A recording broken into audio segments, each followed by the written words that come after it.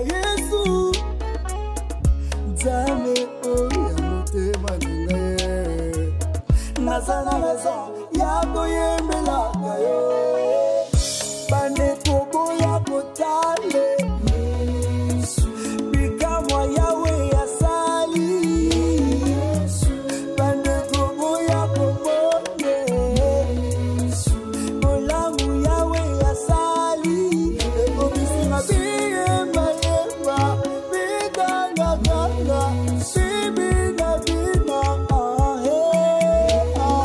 Biyemba yemba Bidanga ganga Sibina bina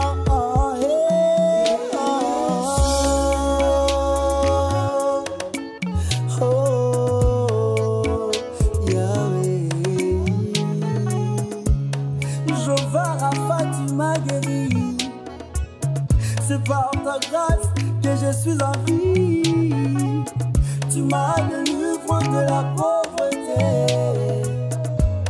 et encore de l'obscurité. Tu m'as délivré de la maladie. C'est pour cela que je viens te témoigner ta bonté. Lelo ezali lelo. Fondation d'Odis Mandongo reçoit l'évêque, le numéro 1 de Micopène. Notre petit bureau faire des cadrages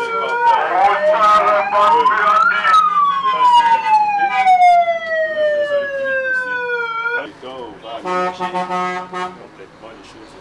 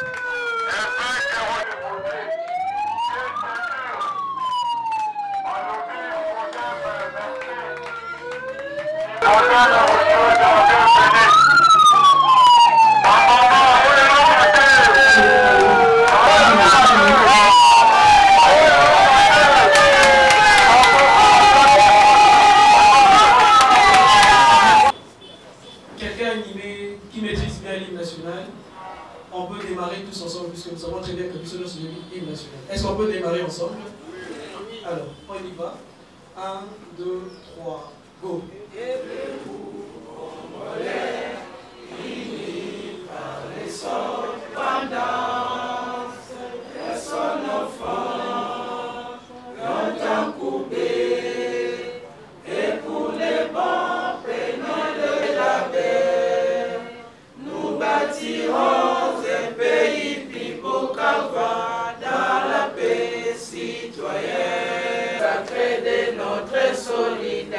Solidarité, fièrement saluer dans pays Congo, désaillés Congo, au pays où peuplérons ton soleil, nous assurerons sa grandeur. 30 juin, retour soleil, 30 juin, du 30 juin, liberté, et nous lèvons à notre postérité pour toujours.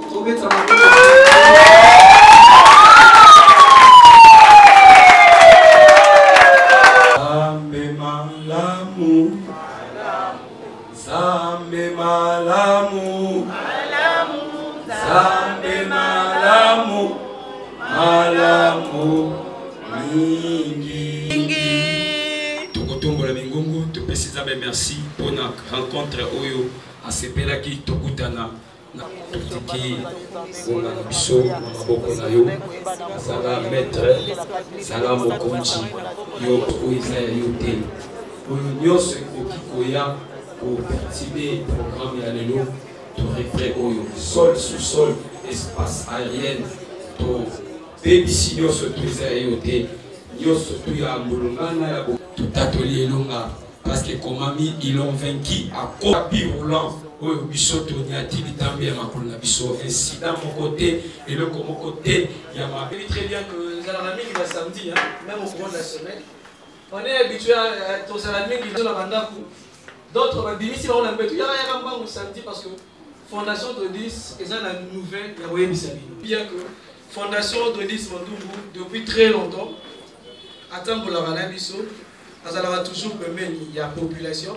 azali mon côté azabela mutu pembeni boye baye et puis bon voilà que derrière on a la base ya commune ministère d'intercession pour le couple présidentiel et les nations biso so bitu une question et ça lisusu ni pour de message à la fondation de l'Is Mandungu mais les lots c'est la chose sous ministère d'intercession makambo là surtout toye bango le ministère d'intercession et kolukani bon moment là que pas commis bien la carte à banderole et ba bâche a commis dans l'élan de l'adhésion ils ont bon côté et là adhésion et il y a des rewabi puisque mi ba bitu na ma question ministère ça makambo mingi ya losambo mais fondation d'Odis pour aller cause la mine côté la population a cause la ligne pembe ni sous na makambo ya église bah questionnement là nous surtout aux éclaircissements d'ango et ce qui va la tête au relever la paix l'environnement favorable pour tous.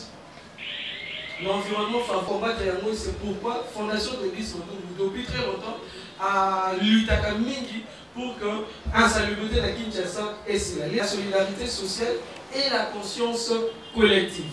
Voilà les alliés trois termes Toko Sololaero, Awa, Biso, le président de la fondation. C'est lui qui nous a réunis ici et c'est lui qui va nous expliquer. Et après, nous allons aussi vous présenter l'évêque Rossard Badi.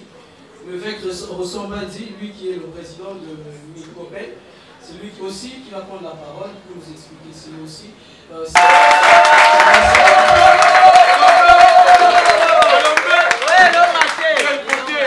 Bonjour.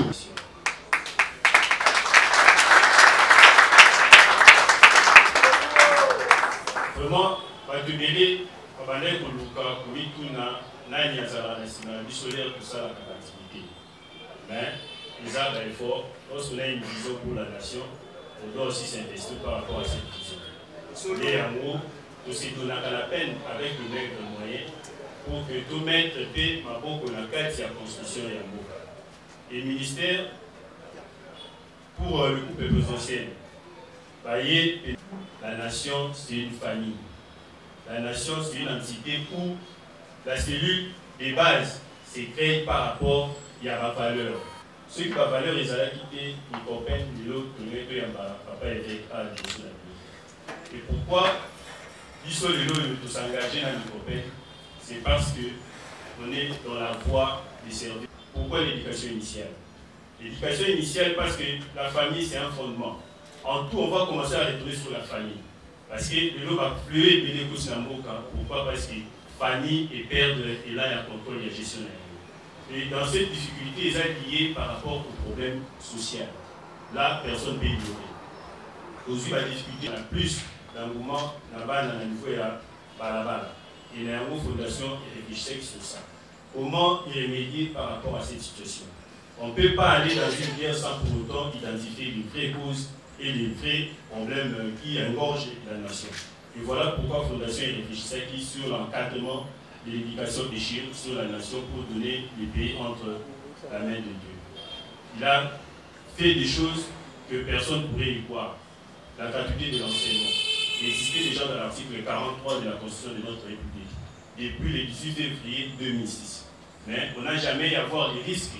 Il y a Omega, Koko Takati. Koko Takati, il fallait que la procédure est dérivée. Mais au moins, en tant que visionnaire, il s'est décidé tout banda. Au banda, oui, œuvre humaine, nous surtout, ils ont un obstacle.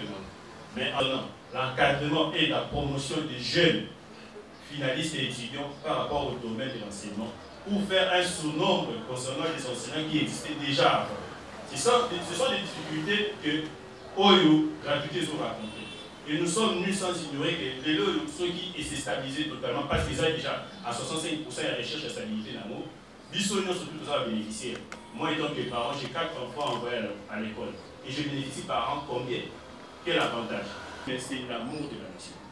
Sans l'amour de la nation, je ne pense pas que l'évêque, Dieu, devrait au moins révéler en lui la vision de prier pour la nation et le couple présidentiel. Nous avons Bissot étant que fondation, qui va être au Boya, Boyamba, projection Oyo, évêque à Eli Bissot.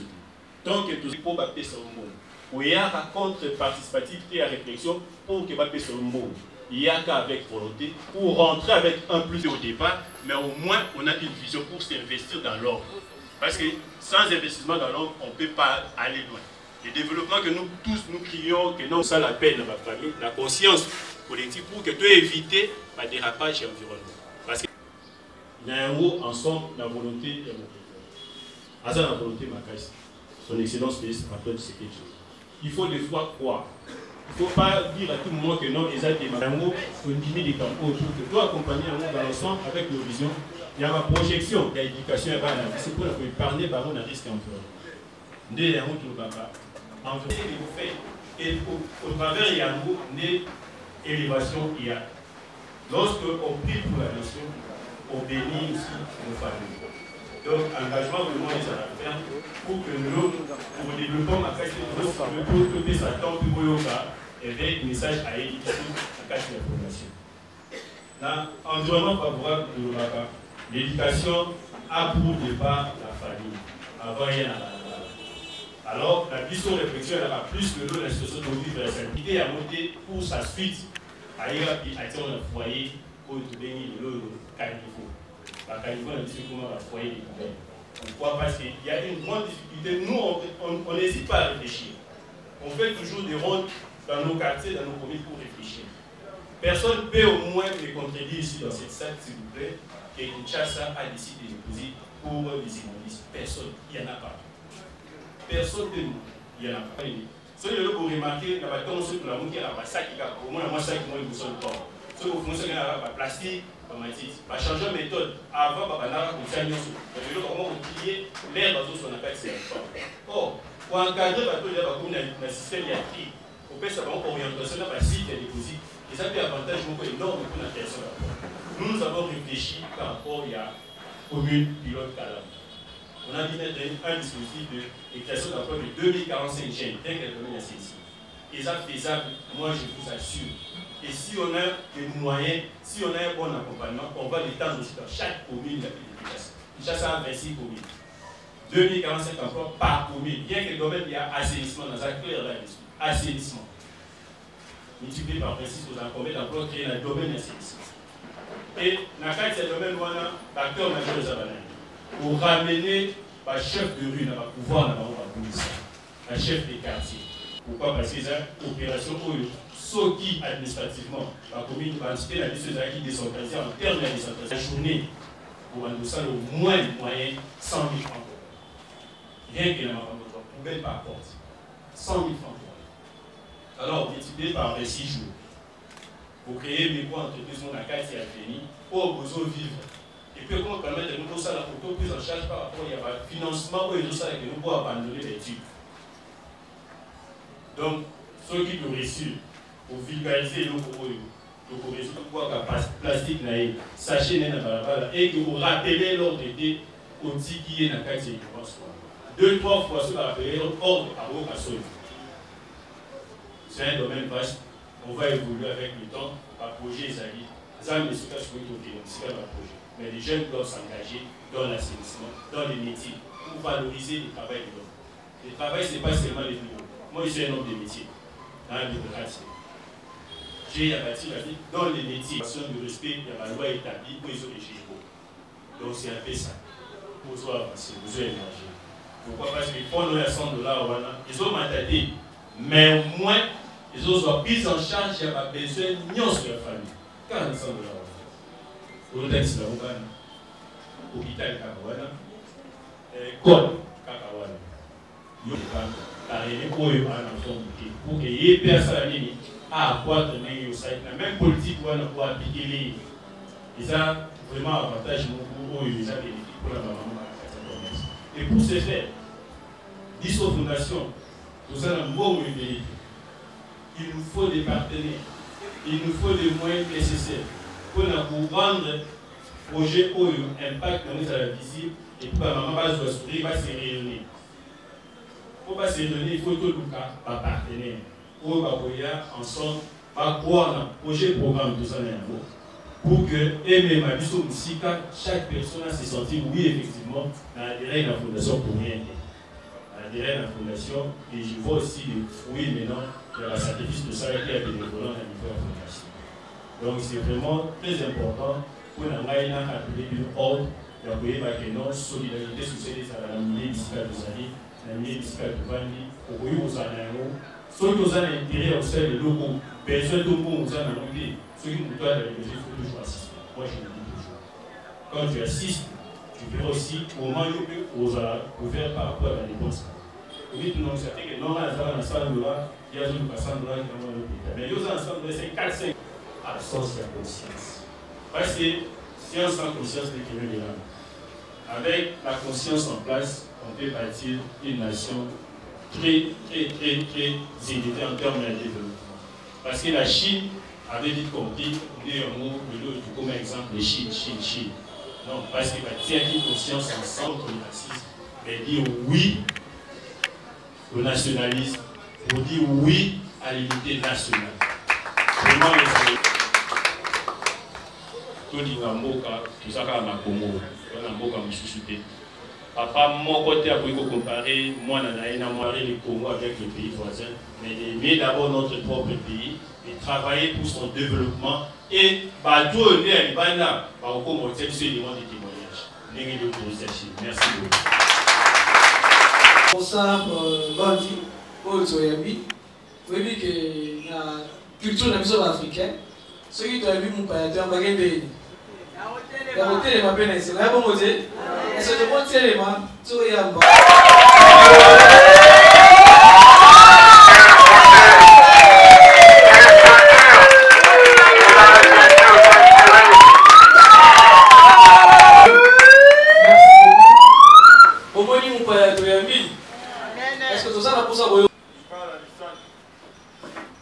Merci beaucoup, camarades.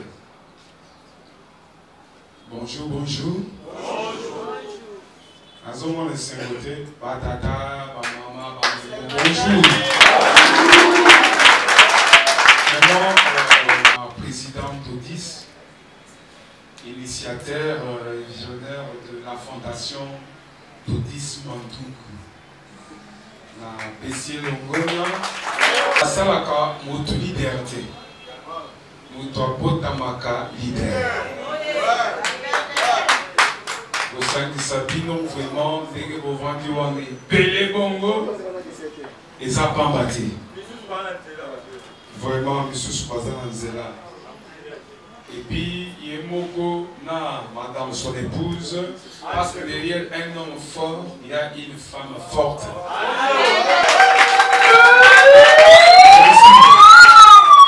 Merci que le président, tous les proches collaborateurs, n'a pas si bien merci.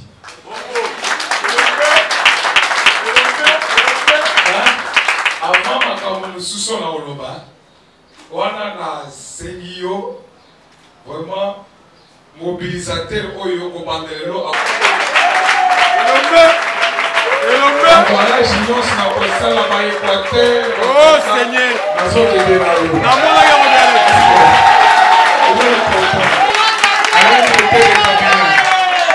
Merci. Directeur de cabinet, Ozo identité naïe, Azo carte,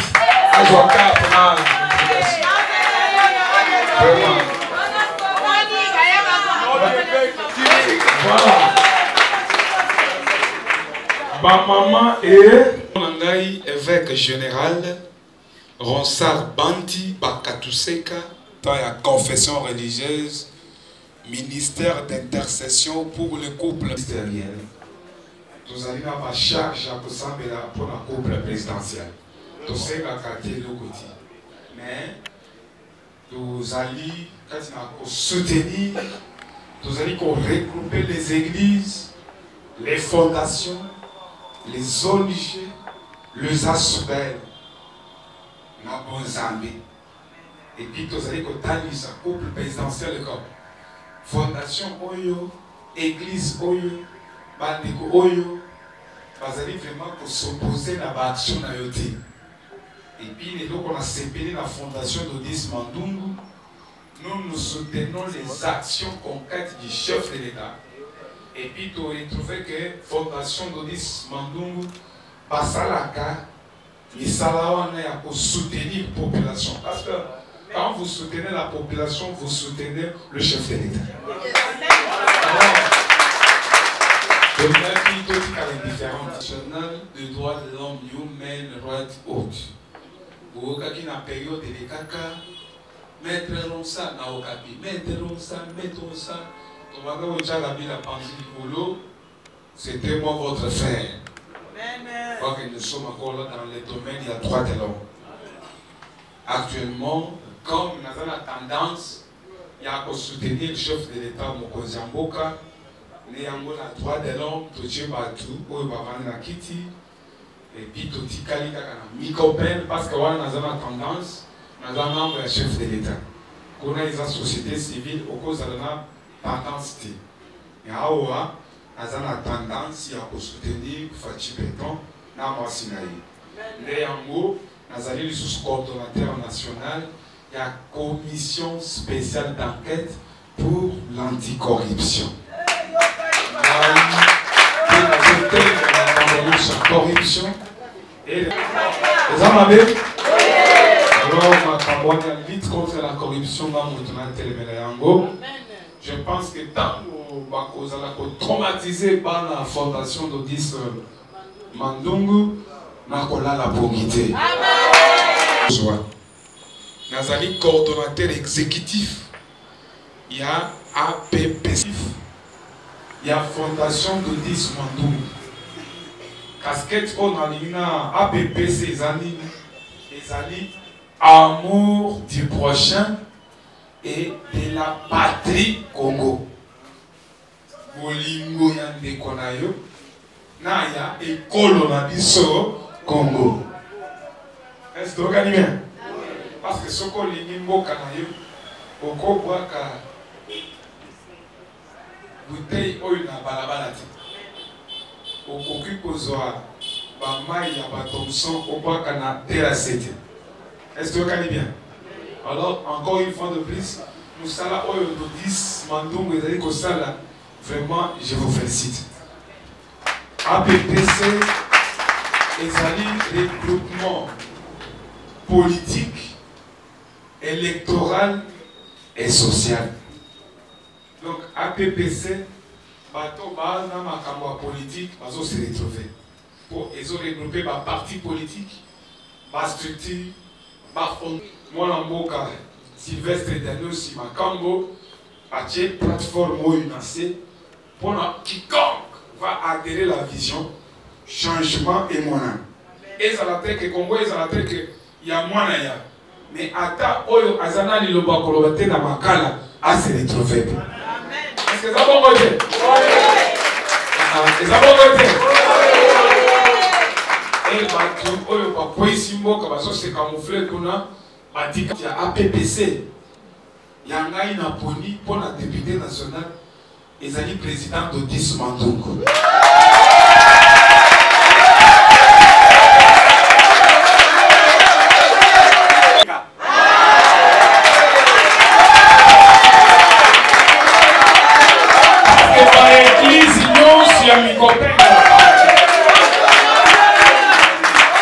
Merci. Pour moi, comme nous sommes là, pas tout bazo sakana, et ça n'a pas tout bazo sakana, mongo ya l'État. Pas un député, pas un ministre, bazo sakana mongo ya l'État. Bazo sakana musaka fondation d'Odis Azosar. Or, chef de l'État lié des peuples là c'est tout.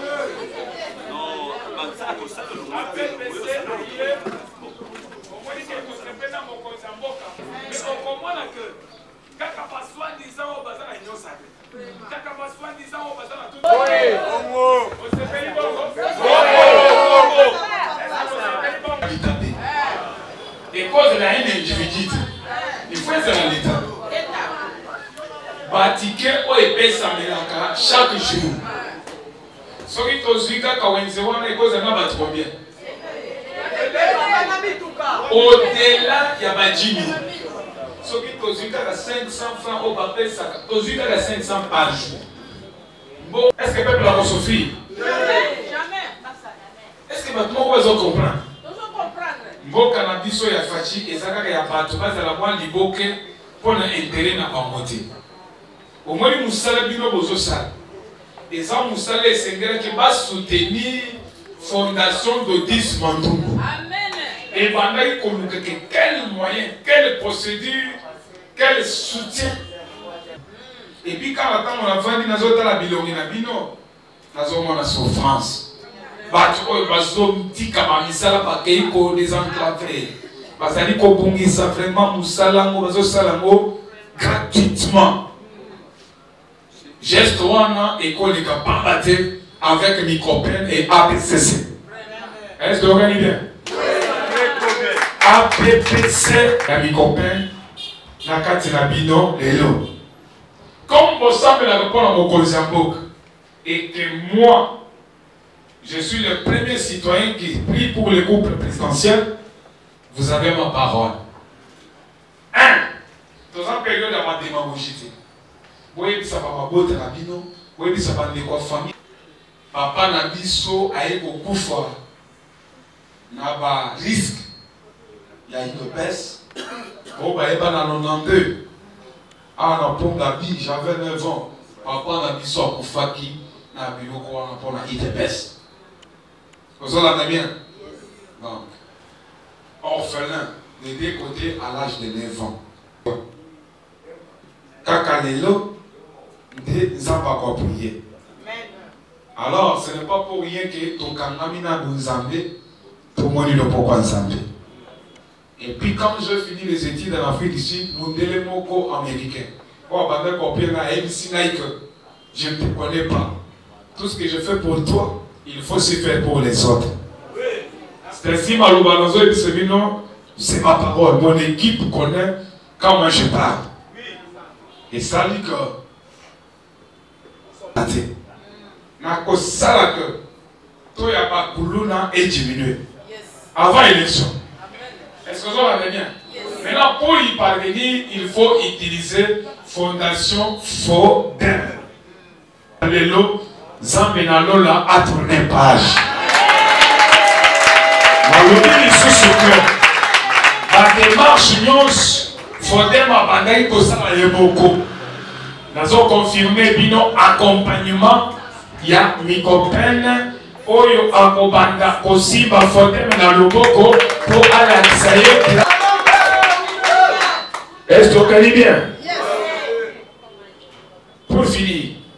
Nako sepele que bino nyonso omega ndenge toza na Fodem boy bino nyonso koza na carte ya APPC okokota na 10 ya APPC gratuitement dans chaque commune comme Funa a 7 communes vous avez pénité et pour ça c'est ainsi na lobina ndenge na moni bino boye. C'était prévu base à la 3500. Alors, na mutu kanangai na ebisi bango basala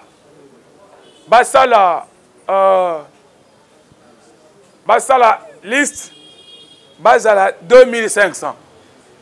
Alors basala lingai liste na bango ba pesi à 2500.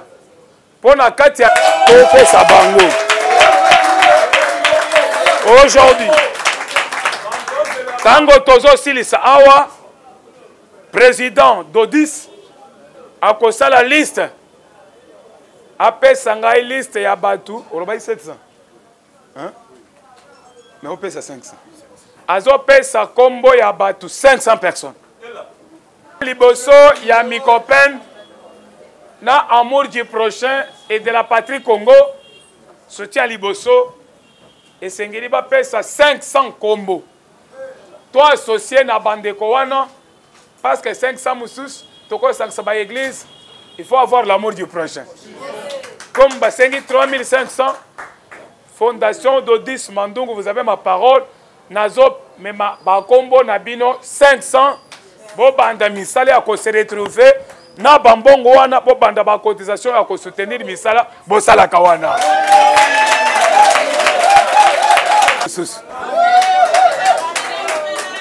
Mais pona ko koma kuna boza na vision ko soutenir tata mokonzi mboka Félix Antoine Tshisekedi Tshilombo. Boyebi sabana na bino. Boyebi saba papa na bino. Boyebi saba voisin. Boyebi saba voisin. Période oyo ba de révision APPC. Topé sa Félix Antoine Tshisekedi Tshilombo chance mususu. Et puis toko kakopé si ba député ba voter pamba pamba te. Topé si ba député ya sika. Voilà. Topé tabiku rouge ba to akala. Mais topé sa ba to sika. Oyo bakoza la classe asika politique. Poto mwana moyen ka vision na ya peuple d'abord. Peuple à se retrouver. Est-ce que c'est clair? So comme on dit bande kona biso nyo baza bakuluna oyo okomona simawana ba acteur politique baza simawana. Dem toko créer ba makambo belé ba projet. C'est-à-dire APPC a cofinancé un projet, il y a Fondation d'Odis Mandungu. Avenir Radio numéro 22. Comme Yabino, akoya kozonga pona ko confirmer yango. Nazo simba ye na maboko. Nazo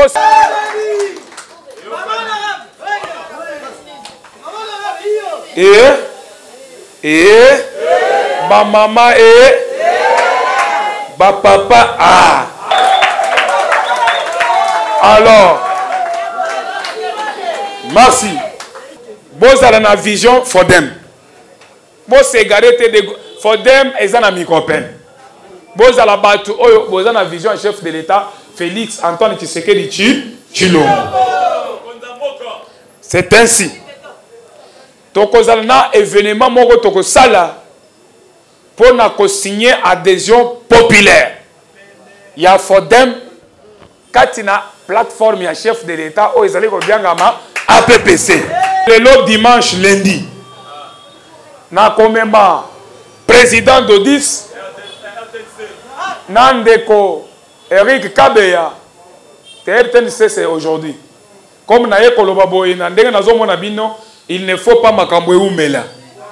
To mesana ba discours ya ba homme politique mais biso tozana bonzambe. Et l'autre moko écouter le mela biso te parce qu'il y a l'amour du prochain. Nazana intérêt ya koluka kaka intérêt na ngai te pendant que ba maman mususu awa place ba yawa ba yebite que journée ko le kandenge nini. Esuka kaka wete. Et kana RTNC ekota na matolo ya tata mokonzi mboka Félix Antoine Tshisekedi Tshilombo. Ezabon bote. A sentir que ezana batu moko na passe basalaka. Na banzala na bango basalaka. Musala oyo batu balie la kambongo à l'état. Bazo salto mona kini bopete zaka ko kokombola na boulevard teti makambo na lingala na RTNC lobby ou bien lundi nazo memaye devant acquis des droits avandi boye avandi na bureau ya Malili wana bino pe bozo sambela pona ye abanda ko exprimer calmement devant qui que ça soit. Tout au travers mes copains.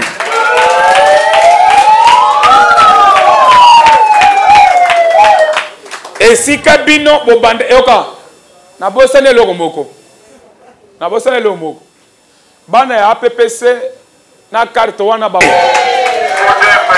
est-ce que bino nyonso bosambelaka mpona chef de l'état est-ce que bino nyonso boza bana micopter adhésion ezosalama na plateforme monene ya mokonzi ya mboka na mama Marthe na ye Mei Sylvestre ndanyo simandungu bino nyonso basentir na ville province ya Kinshasa malgré mikope nazalaka na ba église azalaka na ba ONG fondation d'Odis Mandungu ezala fondation ya liboso oyo ekobouge ville province ya Kinshasa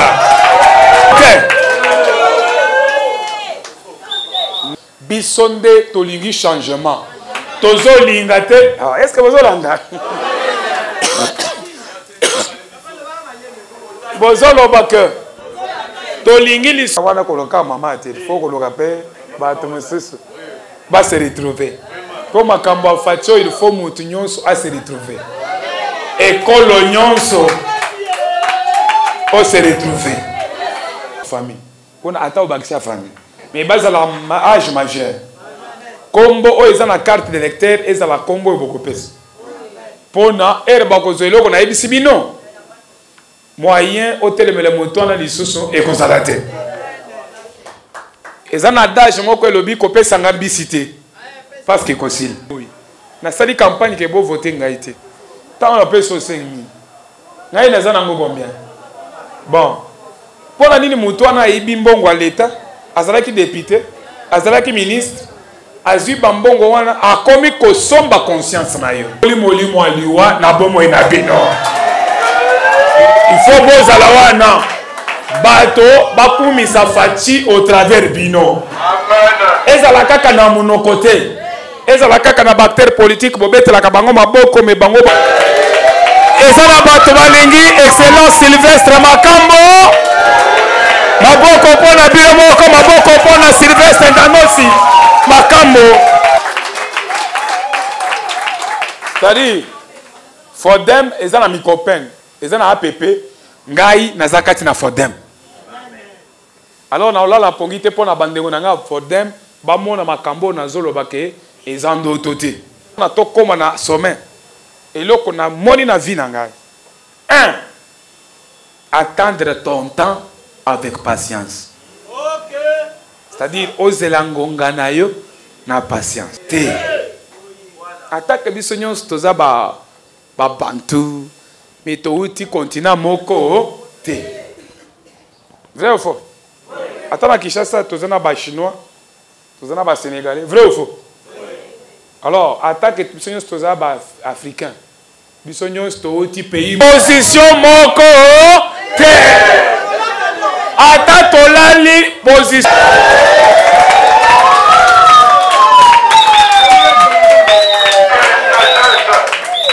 merci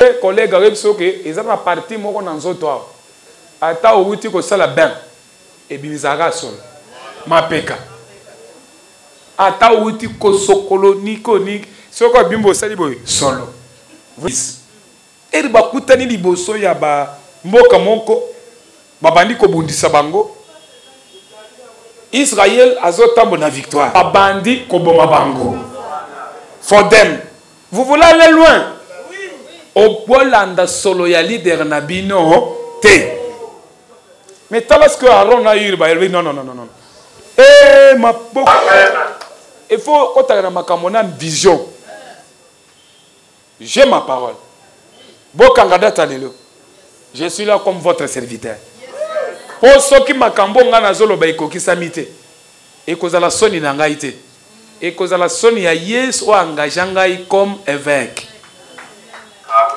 Y a-t-il quelqu'un qui a compris? C'est ainsi le Dieu dont je suis serviteur est obligé ya kokokisa makambo nyonso na mopanzi wana ezosenga prière te ezosenga connexion. Là où il y a connexion il y a l'impact. Mais les nasilisi mais nazo pesa bino mwa lisolo na betele bino mwa lisolo eke bino biloko ya APPC bobandi kolia yango ekostimule mutu mosusu pe alanda mutu wana kolanda mutu wana alie pe. C'est comme ça que condition sociale ya chef de l'État est commune na miso. Est-ce que nalobi likambo na ibite soki esi babali pesanga mbongo na ngawana na kende nango na moni na yako silisi lisolo na mokolo mosusu.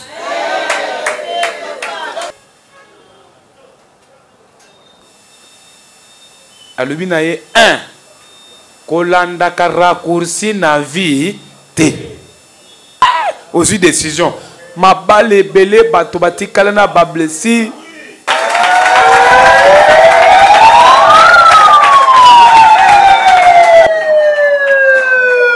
vraiment vous permettre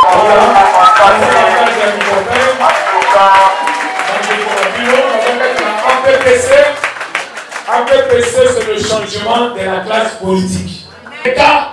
L'homme fort.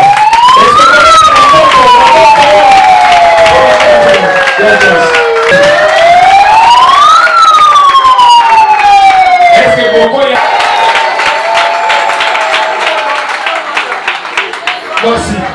Merci. Sans appui, ils faisaient avec leurs petits moyens pour soutenir le développement, l'assainissement de notre pays, notre cher et bon pays. Et le jour d'aujourd'hui, ma porte à Minene est Fouguama. Oignon soit à côté de Melayo, à côté de Moupaka ensemble. Oignon, c'est ça qui est difficile de Jésus-Christ. Amen.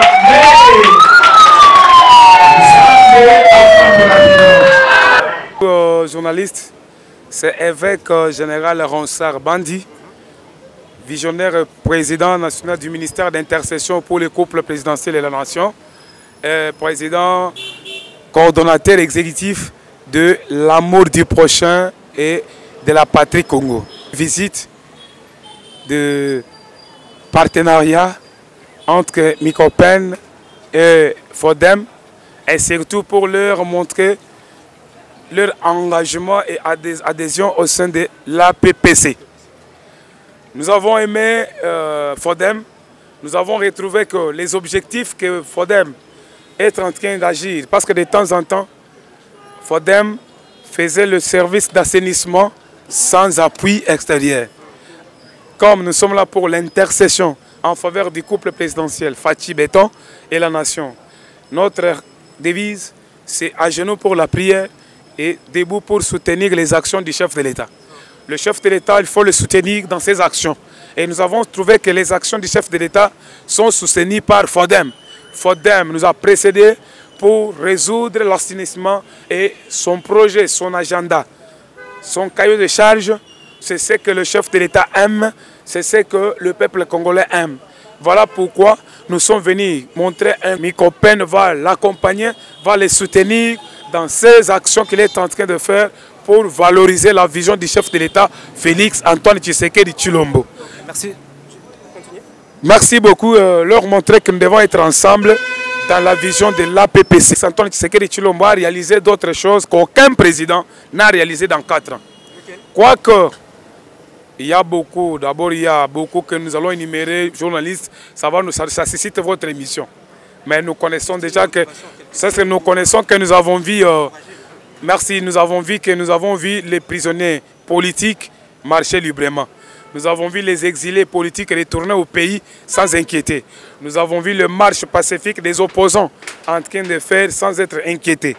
Nous avons, malgré que c'est beaucoup, nous avons vu la gratuité. Aujourd'hui, nous, les pères des enfants, au lieu de dépenser l'argent pour que l'enfant, pour payer le frais, mais le chef de l'État Fati a pris la charge. C'est ainsi, nous avons compris à partir de cela, il reste aussi d'autres qu'il a réalisé, qu'il faut encore continuer, dont Fodem est déjà dans la vision de réaliser cette vision du chef de l'État. Voilà pourquoi nous avons voulu qu'ensemble, avec amour du prochain et de la patrie, qu'on implique directement le projet des sociétés, ou le cahier de charge, pour, autrement dit, les objectifs que Fodem a, nous, APPC, nous allons résoudre les besoins des peuples congolais au travers FODEM. C'est-à-dire FODEM va résoudre beaucoup de réalités au peuple congolais et c'est avant les élections. Et je vous dis, chers journalistes, avant les élections, le peuple congolais va se retrouver. Parce que je pense qu'avec FODEM, il y aura de maïs à gogo, il y aura la prise en charge des soins élémentaires, des soins de santé, il y aura beaucoup de choses que le chef de l'État va réaliser au travers APPC Nanzelaya FODEM. Je demande, il y aura, le président a dit, il y aura déjà sensibilisation populaire partout pour non au tribalisme. Je demande à tous les enfants FODEM d'être derrière le président d'Odis Mandungu et de soutenir le chef de l'État Félix Antoine Tshisekedi Tshilombo. Je demande à tous les enfants de FODEM d'être dans la vision de APPC et soutenir l'excellence Sylvestre Ndagnosi Makambo et nous ensemble dans l'amour, dans la communion et de suivre la hiérarchie.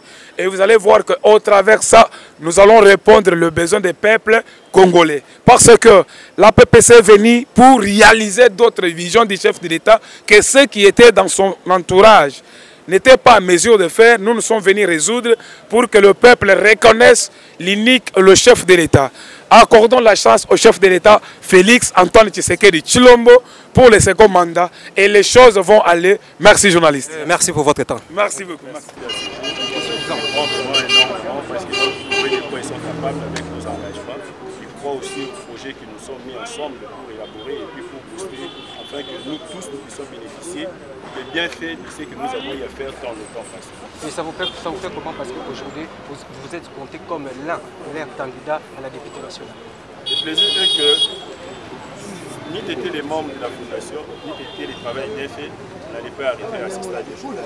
Alors le fait qu'il y avait la discipline, il y avait la conscience en place, il y avait vraiment la recherche des valeurs dans l'ensemble des membres de notre structure. Et la plus grande des choses qui a motivé à ce que nous soyons, nous, FODEM, comme étant élément moteur de la vie pour reste de Kinshasa au compte de l'APPC et mes copains, c'est parce que FODEM, malgré que c'est une structure, une fondation indépendante, bien organisée, qu'est-ce qui a motivé? La motivation vient du noyau qu'on a eu à créer.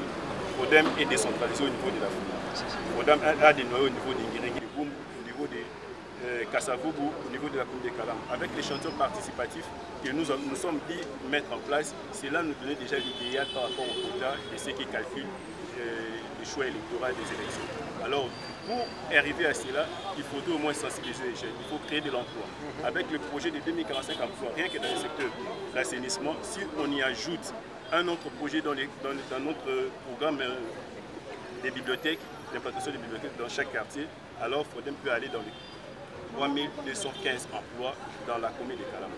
Et si vous multipliez cet effort dans l'ensemble de notre district Funa, vous pouvez avoir déjà une marge de 15 000 et quelques jeunes, bien que dans le secteur d'assainissement et d'éducation.